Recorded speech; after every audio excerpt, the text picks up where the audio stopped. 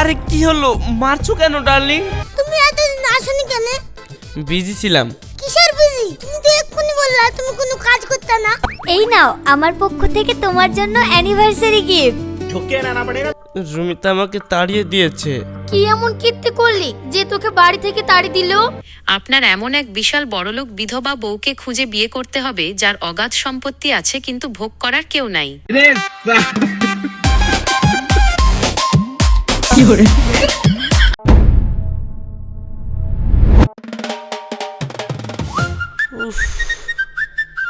ভাই, জীবনে কাজ কাম করা আমার দ্বারাই সম্ভব না, তো আমাকে ভাই একটা ভালো দেখে যুক্তি দে যাতে আমি কাজ কাম ছাড়াই রাজার মতন জীবন যাপন করতে পারি। এই কথা তুই আগে বলবি তো? এই প্রশ্নটা আমাকে না করি এই দেখ এখন এআই কে জিজ্ঞেস কর, এখন এআই এর যুগ। ঠিক বলেছিস বন্ধু, লে একবার চেষ্টা করি দেখি। আচ্ছা, এমন একটা সলিড উপায় বলো যেখানে কাজ কাম করতে হবে না, বিজনেসে টাকা ইনভেস্ট করতে হবে না, সারাদিন ঘুরে বেড়াবো আর রাজা মহারাজের মতন আনন্দ ফুর্তি করতে পারবো। বলো শর্টকাট কি? জিরো ইনভেস্ট আর বিনা পরিশ্রমে সারা জীবন রাজার মতো আনন্দ ফুর্তি করতে গেলে পৃথিবীতে একটা উপায় আছে। আপনার এমন এক বিশাল বড়লোক বিধবা বউকে খুঁজে বিয়ে করতে হবে যার অগাধ সম্পত্তি আছে কিন্তু ভোগ করার কেউ নাই। এই মেয়েকে বিয়ে করলেই এর সম্পত্তিতে আপনি সারা জীবন খেতে পারবেন। ভবিষ্যতে যদি ওই মেয়ে মারাও যায় তাহলে আপনি বেঁচে থাকবেন, সব সম্পত্তি হয়ে যাবে আপনার।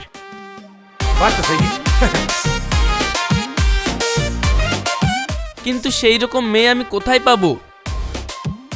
সেরকম মেয়ে আমি আপনাকে খুঁজে লোকেশন বের করে দিচ্ছি, আপনি শুধু তাকে গিয়ে পটানোর ব্যবস্থা করুন। क्या बात है सर, क्या बात है सर। ঠিক আছে, তাহলে খুঁজে দাও। এই দেখুন লোকেশন আর এই ছবি খুঁজে পেয়েছি। বাহ, এখন তো রাশিদের জন্য মিশন একদম রেডি। বাহ, দেখতে তো ভালোই।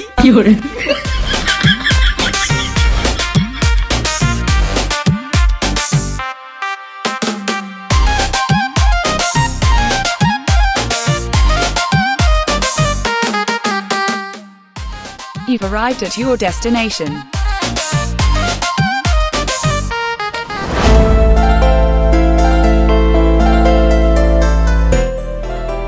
এক্সকিউজ মি ম্যাডাম, আমি রাশিদ। একা বসে আছেন, বোর হচ্ছেন নিশ্চয়ই। আমি কিন্তু খুব গল্প বলতে ভালোবাসি, আপনি কি গল্প শুনবেন? তুমি কে? তোমাকে তো চিনলাম না। আরে চেনা পরিচয় তো হবে, আগে শুনুন। পাহাড়ে চড়া আমার দারুণ প্যাশন। এই উঁচু পাহাড়ে ওঠা, ঠান্ডা বাতাস, জাস্ট ওয়াও লাগে আমার। এক সময় আমি অনেক পাহাড়ে চেপেছি, কিন্তু পাহাড়ে ট্রেনিং করতে গিয়ে আমার একটা মারাত্মক অ্যাক্সিডেন্ট হয়েছিল। তারপর থেকে আমি আর পাহাড়ে চড়তে পারি না। ইয়ে মানে আমার না ট্রেনে ট্রাভেল করতে খুব ভালো লাগে, আর জানালার ধারে ঝিঝি পোকার আওয়াজ বেশ রোমান্টিক লাগে। জানো, একটা ট্রেন দুর্ঘটনায় আমার ডান হাতে লেগেছিল, এখনো সেখানে রড ভরা আছে। তখন থেকে আমি ট্রেনে ট্রাভেল করা একদম পছন্দ করি না। কি ব্যাপার হইলো, ইআইটি যা ইনফরমেশন নিয়ে আসলাম সবই যে ভুল হয়ে যাচ্ছে, এইবার পটাবো কি করি? তবে আমার কিন্তু পুরো বিশ্বাস আপনি ফ্রাইড চিকেন খেতে খুব ভালোবাসেন, তাই না? আমি একজন কট্টর ভেগান, মাংস ছুঁয়েই দেখি না। পশু হত্যার চরম বিরোধী, এটা যারা খায় তাদেরকে আমি ঘেন্না করি।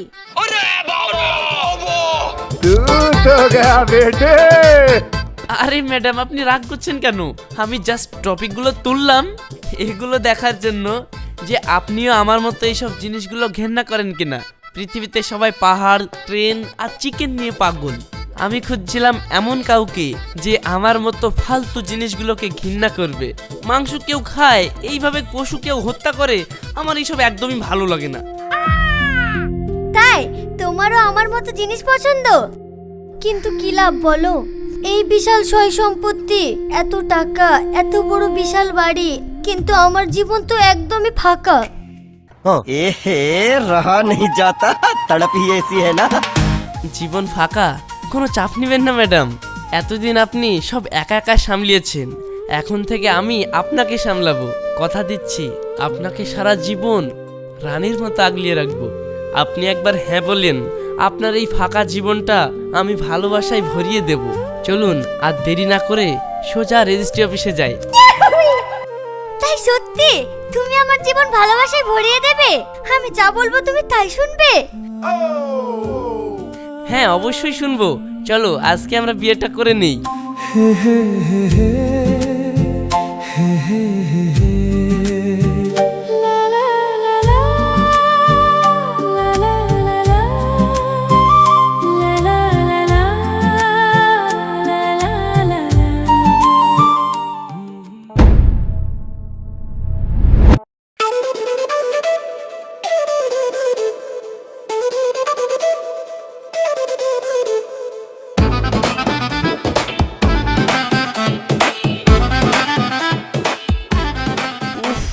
এই বুড়ি তো আজকেও মরেনি। এই সম্পত্তি পাওয়ার জন্য আমাকে আর কত অপেক্ষা করতে হবে। মুন্ডাই বললে এই বুড়িকে গলাটা দি সম্পত্তিগুলো আদায় করি, তাও তো পাচ্ছি নি।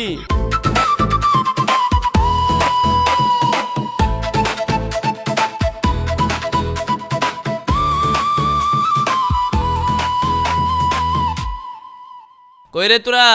হ্যাঁ বাবু, আপনি ঘুম থেকে ওঠার আগে আমরা রেডি। তাহলে শুরু কর।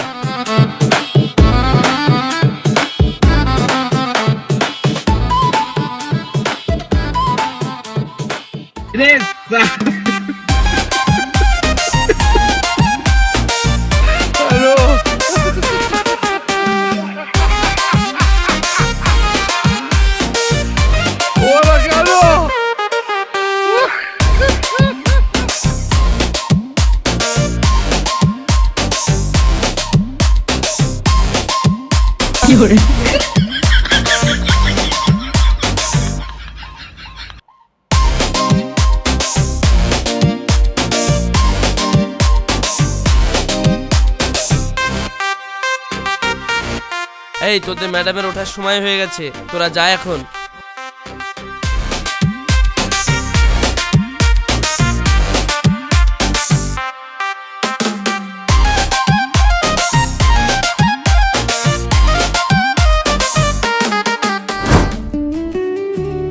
আমার চাঁদ, বর্ষার ফোঁটা, রুমিতা ম্যাডাম তুমি উঠে পড়েছো।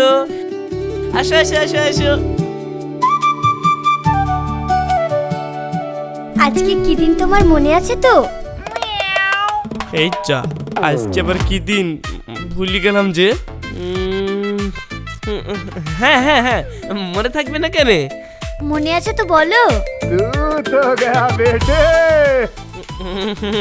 সারপ্রাইজ সারপ্রাইজ, এত তাড়াতাড়ি বলবো না, তুমি আগে খাওয়া দাওয়া করো। না আমি কিচ্ছু শুনবো না, তোমাকে এক্ষুনি বলতে হবে। মনেও তো আসছে না রে। মনে হয় মনে হয় মনে হয় মনে হয়। আরে রুমিতা, তুমি কি ভেবেছিলে আমি ভুলে যাব? আজকে তো আমাদের অ্যানিভার্সারি। এই নাও আমার পক্ষ থেকে তোমার জন্য অ্যানিভার্সারি গিফট। জান পাখি, তোমার জন্য আমার তরফ থেকেও একটা গিফট আছে। তাই নাকি? তাহলে দাও। না না না না না, এখন নয়, আগে আমি তোমাকে একটা জায়গায় নিয়ে যাব, তারপরে দেব। হো তাই? তাহলে চলো সেখানে। তাই চলো।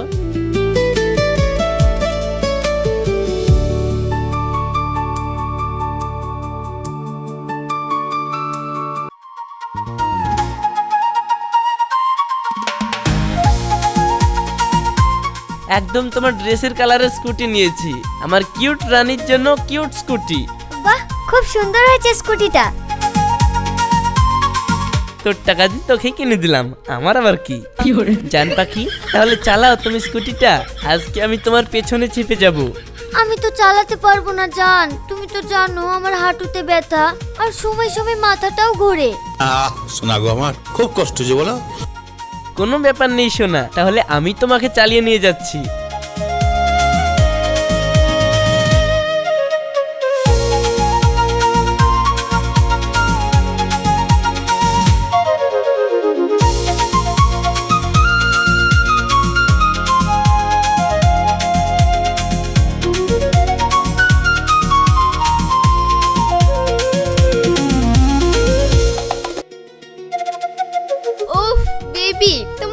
স্কুটিটা যা সুন্দর হয়েছে না।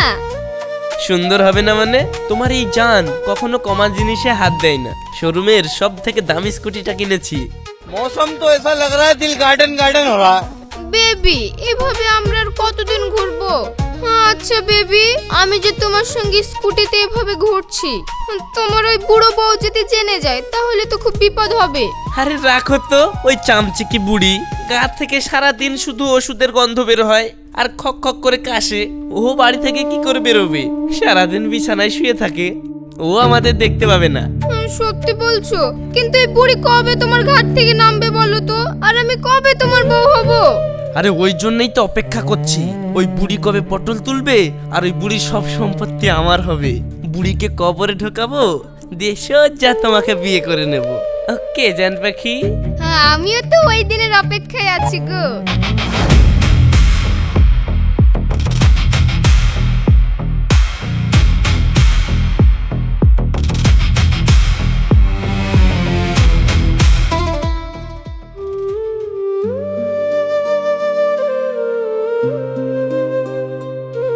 কি গো জান পাখি, কেমন কাটলো সারাদিন? বোর হচ্ছ বুঝি? আর বলো না, নতুন স্কুটি, তাও রাস্তার মাঝে পাংচার হয়ে গেল, তাই আসতে আমার দেরি হলো। আরে কি হলো, মারছো কেন ডার্লিং?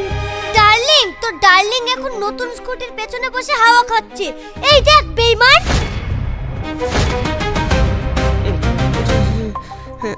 রুমিতা, এগুলো তো এআই জেনারেট ছবি, এগুলো আমি না। आपको बेवकूफ बनाया। এআই জেনারেট ছবি? এই দেখ তাহলে ভিডিওটাও কি এআই? শোন, কোনটা এআই আর কোনটা সঠিক আমি ভালো করেই জানি। আর এক সেকেন্ডও তুই এই বাড়িতে থাকবি না।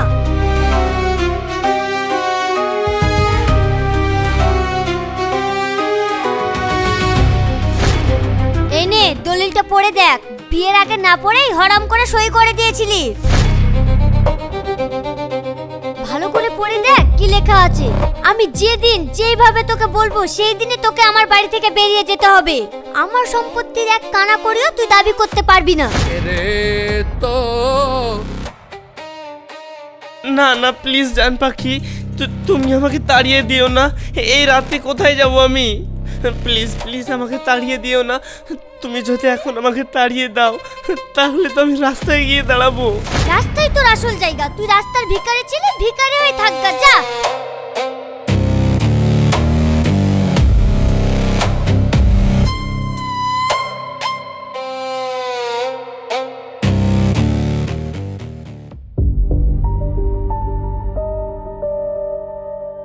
তানিয়া, তানিয়া। রাশিদ, এতদিন পর তুই আমাদের বাড়িতে? হ্যাঁ রে তানিয়া, রুমিতা আমাকে তাড়িয়ে দিয়েছে। কি এমন কীর্তি করলি যে তোকে বাড়ি থেকে তাড়িয়ে দিল? আর আজ হঠাৎ তোর আমার বাড়ির কথা মনে পড়লো? মা মরে গেল তখনও আসলি না, আবার আমার স্বামী মরে গেল তাও দেখতে আসলি না। সারাটা জীবন একবারও তুই খোঁজলিও দেখিসনি, আর আজকে হঠাৎ তুই ভিক্ষি চাইতে এসেছিস নাকি? রুমিতা আমাকে তাড়িয়ে দিয়েছে, তুই অন্তত আমাকে তাড়িয়ে দিস না, একটু আমাকে থাকতে দে। ঠিক আছে, ভেতরে আয়।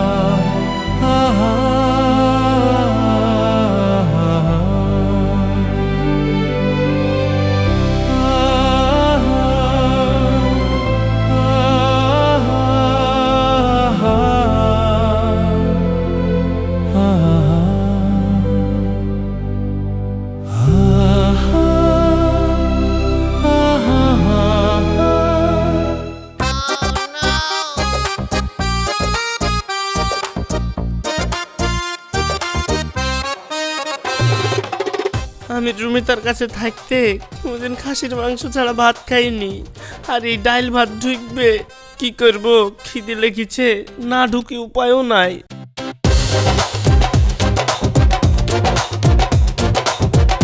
শালা রুমিতার কাছে থাকলে আমাকে দাঁতটাও লোকে মেজে দিত, আর এখন আমাকে এই ওর সাথে এত কষ্ট করে শুতে হয়েছে। না, এত কষ্ট করে এই ওর সাথে থাকা যাবে না। যেভাবেই হোক আর একটা বয়স্ক মেয়ে যার টাকা পয়সা থাকবে এরকম ধৈর্য আবার বিকল নেব।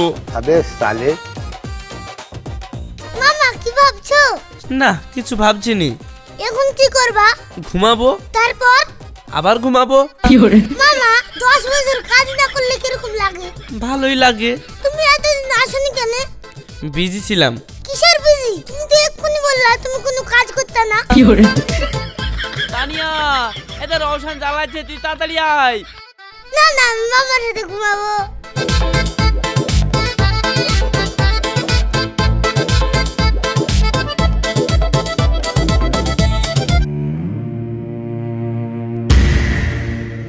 কি হলো রে তানিয়া, তোর চোখে পানি? বিনা দোষে আমাকে চোর সাজিয়ে কার ধাক্কা দিয়ে বের করে দিল। কি বলিস? কোথায় কাজ করতিস তুই? ওই যে গায়ের মাথায় গিয়াসউদ্দিন বাবুর বাড়িতে। কালকে নাকি ওর অহংকারী মেয়ের সোনার গয়না হারিয়ে গেছে, আর ওই গয়না নাকি আমি চুরি করেছি। সেই জন্য আমাকে গার ধাক্কা দিয়ে বের করে দিয়েছে। জানিস রাশিদ, ওদের বাড়িতে কাজ করে আমি আমার এই ভাঙা সংসারটা চালাতাম। এখন কাজ চলে গেল, আমি আমার এই ভাঙা সংসার কি করে চালাবো বলতো? দেখ, বড় লোকের মেয়েরা এরকমই হয়। তুই চিন্তা করিস না, তোর ভাই এখনো বেঁচে আছে।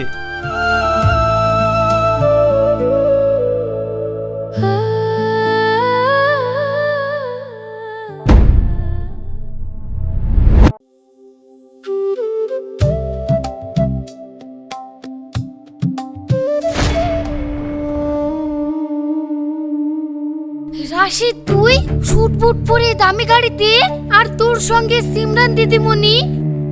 আরে দিদিমণি না রে, তোর ভাবি। তোর ভাই এখন ওই শিকদার বাড়ির জামাই। কি? এটা কি করে সম্ভব? আরে সব সম্ভব, চ তোকে বুঝিয়ে বলছি। বোন, তুমি আমাকে ক্ষমা করে দিও। আসলে সোনার গয়নাটা আলমারির পিছনে পড়ে গিয়েছিল, আর আমি তোমাকে ভুল বুঝে চোর ভেবেছিলাম। না না, আমি আর কিছু মনে করিনি। চলো ঘরের ভেতরে চলো।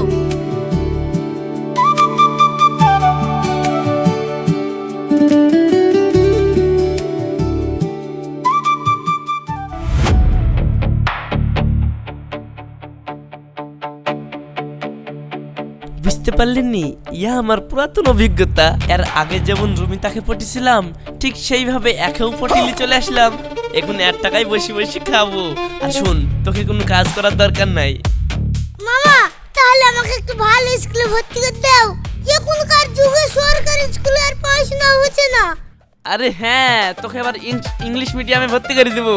আর শোন, ইংলিশ মিডিয়ামে সব বড় লোক ঘরের মেয়েরা পড়তে আসে। আমার মতন বড় জায়গায় হাত মারতে হবে, বুঝলি? আইক না, দুনিয়াটা এরকমই। মামার বুঝলি চলবে, বুঝলি?